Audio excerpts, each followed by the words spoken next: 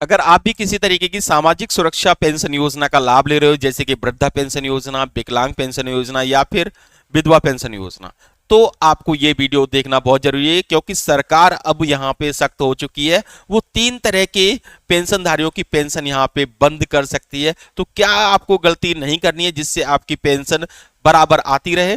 ठीक है, तो चलिए सबसे पहले हम ये जान लेते हैं, इस वीडियो के अंदर हम लोग समझेंगे क्या क्या। तो देखिए, सबसे पहले यहाँ पे जो सरकार है वो हो सकता है कि आगे चल के यहाँ पे वन पेंशन वन नेशन योजना लेके आए, यानी कि one nation one pension. One nation one pension का मतलब ये होता है सभी राज्यों की पेंशन कैसी हो, एक जैसी हो। जैसे अभी अगर आप देखते हो तो बिहार में पेंशन कितनी है, 1100 रुपए। पहले तो 1000 ही थी, अब 1100 हो गई है। ठीक है, झारखंड में कितनी है, 1000 रुपए है। यूपी में कितनी है, 2000 है। हरियाणा में 3000 है। जबकि अगर हम देखें तो बिहार के अंदर बिहार और झारखंड के अंदर बेरोजगारी बहुत है, तो वहां की पेंशन मिनिमम 3000 तो होनी चाहिए, है ना।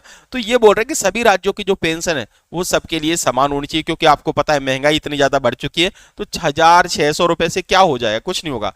तो आप मुझे बताइए कमेंट में, क्या पेंशन बढ़नी चाहिए कि नहीं बढ़नी चाहिए। क्या सभी की पेंशन 3000 के समथिंग होनी चाहिए, 3000, ठीक है, या फिर 3500 रुपए मंथली कम से कम होना चाहिए, तब जाके हमको यहाँ पे कुछ फायदा मिलेगा, क्योंकि महंगाई का जमाना है। ठीक है, तो ये तो हो गई यहाँ पे पेंशन की बात। तो आप कमेंट बॉक्स में बताइए कि पेंशन बढ़नी चाहिए या फिर नहीं बढ़नी चाहिए, कितनी पेंशन होनी चाहिए। उसके बाद अगर हम बात करते हैं, अब बात करते हैं कि क्या क्या यहाँ पे लोग गलती कर रहे हैं जिसके कारण उनकी पेंशन रुक हुई है। ठीक है, तो सबसे पहले हम बात करते हैं यहाँ पे वृद्धा पेंशन योजना की। तो आपको ये तो पता ही होगा, वृद्धा पेंशन योजना उन लोगों को मिलती है जिनकी एज 60 साल हो चुकी है। यानी जो लोग 60 साल या उससे अधिक हैं उनको वृद्धा पेंशन योजना का लाभ मिलता है, यानी कि वो वृद्धा पेंशन योजना का फॉर्म भर सकते हैं और उनको उनके खाते में पेंशन आएगी। लेकिन यहाँ पे क्या हो रहा है, यहाँ पे भी भ्रष्टाचार हो रहा है।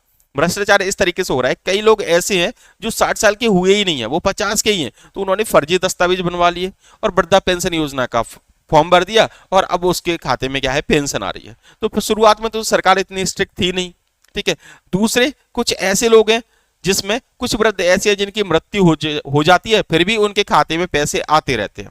ठीक है, तो ये कहीं ना कहीं इलीगल है। तो इस इलीगल प्रक्रिया को रोकने के लिए सरकार ने एक नया नियम लागू किया है, जिसको आपको अब फॉलो करना ही पड़ेगा। आपको अब हर साल जीवन प्रमाणीकरण कराना पड़ेगा। जीवन प्रमाणीकरण का मतलब यह है कि अब आपको ई-केवाईसी करानी पड़ेगी। ठीक है, कोई एफिडेविट नहीं बनवाना। आपको क्या करना है, जैसे अगर आप शहर में रहते हो तो नगर निगम चले जाओ, नगर परिषद चले जाओ, जो भी आपका पड़ता है, ठीक है, वहां चले जाओ।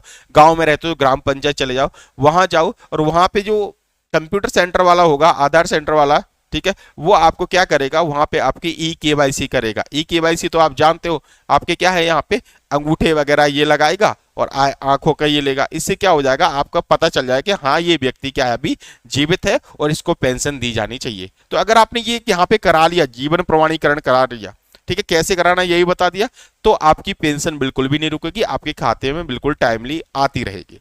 पहली बात समझ में आ गई। दूसरी, ठीक है, दूसरी बात यह है कि कुछ ऐसे बुजुर्ग हैं जो नहीं जा पाते हैं, ठीक है, या फिर उनके फिंगर्स जो हैं, जो अंगूठे के निशान है या फिंगर्स हैं, वो मैच नहीं होती, बायोमेट्रिक उनका नहीं आ पाता, तो उनके लिए भी सरकार ने यहाँ पे नियम लागू किया है कि आप क्या है, अपना पैन कार्ड, ड्राइविंग लाइसेंस या जो भी कोई दस्तावेज हो, ठीक है, उसे आप वहां पे जमा कीजिए ऑफिस में, जहां पे, ठीक है, जहां पे पेंशन का होता है उस ऑफिस में जमा कीजिए, तो आपका वहां पे सत्यापन हो जाएगा। ठीक है, तो ये तो है सत्यापन का तरीका। दूसरा यहाँ पे क्या है, दूसरा ऐसा है जहां पे कुछ लोगों ने क्या कर लिया है, 60 साल से एज कम है और फिर भी वो क्या है, यहाँ पे फिर भी वो क्या कर रहे हैं, इसकी लाभ ले रहे हैं। तो उनके लिए सरकार ने क्या कर दिया, आपको दोबारा से रीवेरिफिकेशन कराना पड़ेगा, आपको पूरी डिटेल देनी पड़ेगी। ठीक है, अपने खाते की डिटेल देनी पड़ेगी, अपने जन्म प्रमाण पत्र देना पड़ेगा, ठीक है, जिससे आपका एज का वेरिफिकेशन हो पाए। तो ये काम आपको कर लेना है, यानी जन्म प्रमाण पत्र, ठीक है, जिनका लाइव प्रमाण पत्र तो आपको देना है, लाइव वेरिफिकेशन कराना ही पड़ेगा आपको, जीवन प्रमाणीकरण आपको कराना पड़ेगा, तो आपकी पेंशन बिल्कुल भी नहीं रुकेगी। ये तो हो गई वृद्धा पेंशन की बात। ठीक है, अब हम बात करते हैं यहाँ पे विधवा पेंशन की बात करते हैं। विधवा पेंशन योजना में क्या होगा कि ऐसे व्यक्ति, ऐसे लोग, ऐसी महिलाएं जिनका तलाक हो चुका है या फिर जिनके पति की क्या हो चुकी है, मृत्यु हो चुकी है, ठीक है, तो उन लोगों को यहाँ पे विधवा पेंशन योजना दी जाती है। लेकिन क्या हो रहा है, इसमें भी ये हो रहा है कि कई महिलाएं ऐसी हैं जिन्हें क्या है, जो विधवा तो थी लेकिन क्या है, उन्होंने फॉर्म भी भर दिया, अब उनको पेंशन भी आ रही है और बाद में उन्होंने दोबारा से शादी कर ली। यानी कि पुनः विवाह कर लिया। अब पुनर्विवाह करना कोई बुरी बात तो है नहीं, लेकिन फिर भी वो विधवा पेंशन योजना का लाभ ले रही है, तो सरकार इसको इलीगल मानती है। तो सरकार का कहना यह है कि अगर आपने दोबारा शादी नहीं की है तो आप मुझे यहाँ पे क्या है, जो पति की मृत्यु का प्रमाण पत्र दो, पहला। तो दूसरा, आपको यहाँ पे तलाक, ठीक है, तलाक का जो डाइवोर्स सर्टिफिकेट होता है वो आपको दिखाना पड़ेगा, ठीक है। तो आपकी पेंशन यहाँ पे विधवाओं की आती रहेगी, ठीक है। यहां तक समझ में आ गया।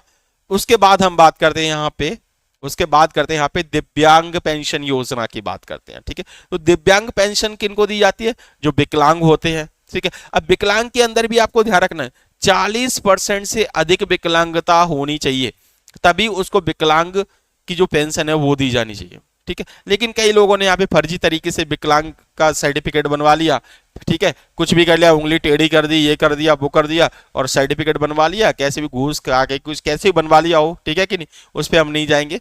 तो इस तरीके से बनवा लिया और क्या है, उसका पेंशन का फायदा ले रहे हैं। तो सरकार भी अब स्ट्रिक्ट हो चुकी है, अब दोबारा से इनके वेरिफिकेशन होंगे, दोबारा से इनको चेक किया जाएगा, और जनगणना चली रही है, ठीक है। तो सब कुछ अब डिजिटल होने वाला है, और डिजिटल होगा तो सब कुछ सही रहेगा, और जो हकीकत में योग्य व्यक्ति है उसको पेंशन दी जाएगी, ठीक है। तो ये था पेंशन की न्यूज। अगर आपको वीडियो पसंद आया है तो वीडियो को लाइक जरूर करना, और अगर आप मुझे और ज्यादा सपोर्ट करना चाहते हो तो कमेंट जरूर बताइए कि मैंने जो आपको जानकारी दी है वो सही लगी या फिर नहीं लगी।